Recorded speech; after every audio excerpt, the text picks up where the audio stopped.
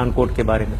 But again ये one sided discussion जो continuous होता है ना, इससे मुझे बड़ी आग लगती है कि ये आप लोग हमेशा उठाते हैं मुंबई, पठानकोट, कारगिल, ये बात करते रहेंगे, लेकिन कभी आप नहीं बात करेंगे भाई सियाचिन की भी बात कर लो, भाई बांग्लादेश की भी, ईस्ट पाकिस्तान की भी बात कर लो, समझौता एक्सप्रेस की भी बात को वो नहीं करेंगे आप। सर आप कह रहे हैं कि हफीज सईद क्या कह रहा है, उसका मैं नहीं बिलीव करता। ये आपको मालूम नहीं, मैं आपको बताऊं कि 4 फरवरी को हफीज सईद ने एक रैली दी जिसकी क्लिपिंग हमारे पास है, जिसमें वो कहते हैं कि क्या हमारे पास पठानकोट स्टाइल अटैक्स करने की, हमारी हिफाजत के लिए पठानकोट जैसे हमले करने की छूट नहीं है।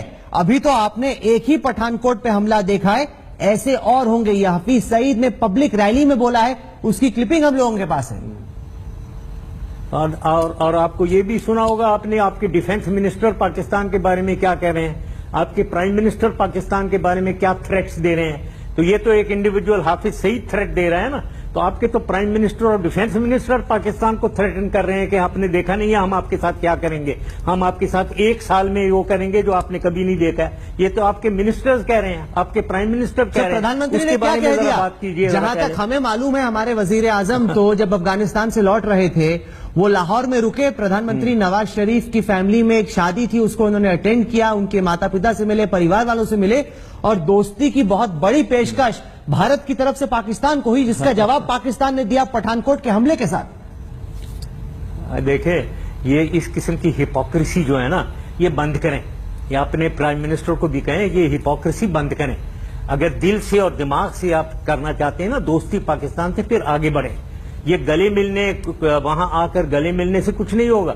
नहीं, पर कहीं ना कहीं हमने देखा कि आप तो अभी भी डिनायल में हैं, लेकिन कम से कम पाकिस्तानी सेना ने और पाकिस्तानी प्राइम मिनिस्टर ने ये माना। सर एक बार सुन लीजिए कि जो लोग इन्वॉल्व थे, जिन्होंने फोन कॉल किए, जिन्होंने इस अटैक को प्लान किया, उनके खिलाफ कार्रवाई होगी। एक GIT भी बनी, ज्वाइंट इन्वेस्टिगेशन टीम भी बनी। पहली दफा मुंबई में ये नहीं हुआ, उससे पहले कभी नहीं हुआ, पार्लियामेंट के हमले के वक्त नहीं हुआ। पहली दफा पाकिस्तान ने माना कि पाकिस्तानी सरजमीन से अटैक प्लान किया गया और आतंकवादियों के खिलाफ कार्रवाई होगी। तो पहली दफा आपकी सरकार ने माना है सर। जो सही बात, चले अगर माने वो कर रहे हैं तो बस ये बात है।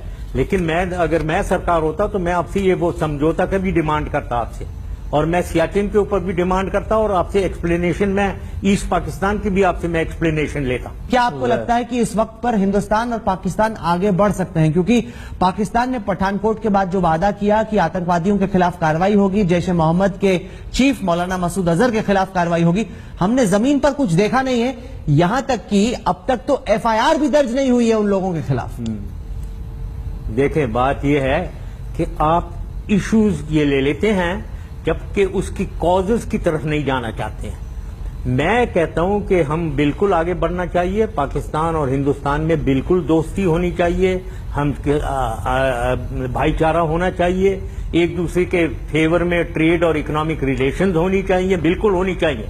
लेकिन जो कॉजेज ऑफ वॉर हैं, कॉजेज ऑफ डिस्प्यूट्स, ये जो आप कह रहे हैं पठानकोट हुआ, कश्मीर हुआ, जो कुछ भी है, इसके पीछे कॉजेज हैं।